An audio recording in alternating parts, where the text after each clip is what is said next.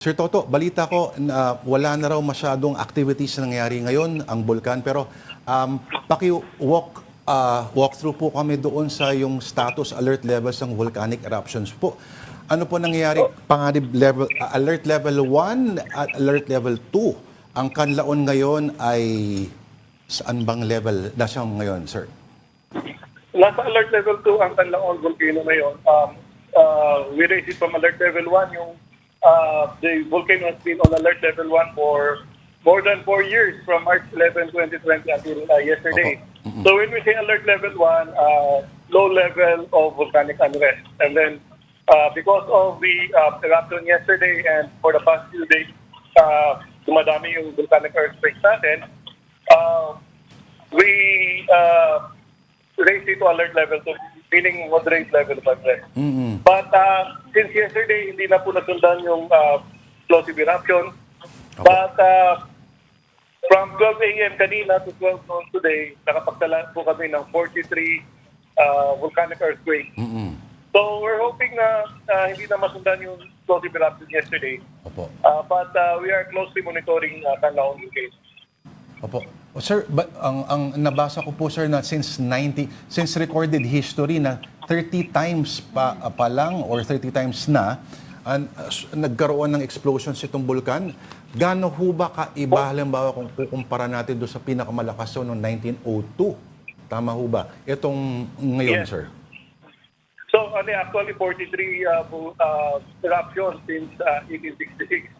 And yung mga eruptions natin sa Canlaon volcano ay basically just phreatic eruptions. Karamihan ito, phreatic eruption lang. Except kung 1902, nagkaroon ng magmatic eruption na may low level of lava, low volume of lava sa dalisdis ng vulkan. But other than that, wala po tayong nakita pa na ibang magmatic eruption.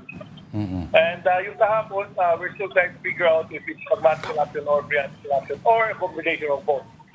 May papadala kami ng mga tao sa field, titignan yung volcanic ash and susuriin kung ito ay fresh ba. So kapag it's fresh, is that may bago tayong magma, or if it's old, coming from the old materials that were spilled out last night.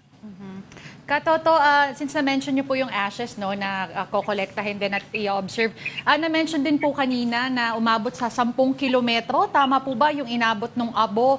Just to clarify, sir, and to confirm, ano nga po yung areas na apektado ulit? And are we seeing several areas as well outside of that 10-kilometer range na apektado rin po?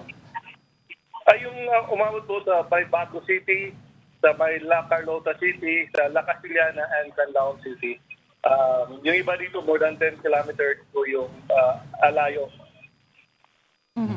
Sir, yung ganyan, yung nakikita po natin sa video, no, what do you call that, the fumes, yung humahalo po sa air, hanggang saan po yung reach niyan? Because I have been seeing netizens post on different social media platforms na pati sa mga iba-ibang cities po daw, parang naamoy na nila yung kakaibang amoy, yung sulfur po na humahalo na sa hangin. Yes, depende po kasi yan sa prevailing wind directions. Kahapon, umabot po sa Bacolod City yung sulfuric odor. So, merong sa Bago City, Bacolod City, mostly on the western side. La Carlota, sa western and southern side. La Casillana, Murcia, and Canlaon City. Canlaon City is on the southern side. Katoto, this comes after several days lang, di ba? Recently, nabalita na nagpaparamdam din ng konti yung Taal. Yes, yung Taal volcano, meron tayong phreatic eruption noong May 16. So, umabot ng meron 5 events sa Taal volcano na range from 50 meters to 300 meters. Pero baka isipin ng iba, may mga connection to mga to. Wala. At walang connection na. June din yung Pinatubo eruption anniversary. Pero Katoto, okay. Di ba at least okay ito na may mga ganyang pagpapalabas ang bulkan imbes na isang malaking malupit na mapaminsala, Sir Toto? Yes, mas maganda kapag ganito. from time to time nag-erupt siya, hindi naiipon yung volume ng materials na pwede niyang i-eject. Opo. So parang tao din yan na from time to time nagagalit kaysa isang tao na biglang nagalit lang. Yes. So that would be a total mayhem. Katoto, kung meron na pong mga ganito, no, nagpaparamdam ng mga volcanoes, ano naman po yung abiso, ano yung mga kailangan tandaan ng mga residente and nearby areas in case this happens?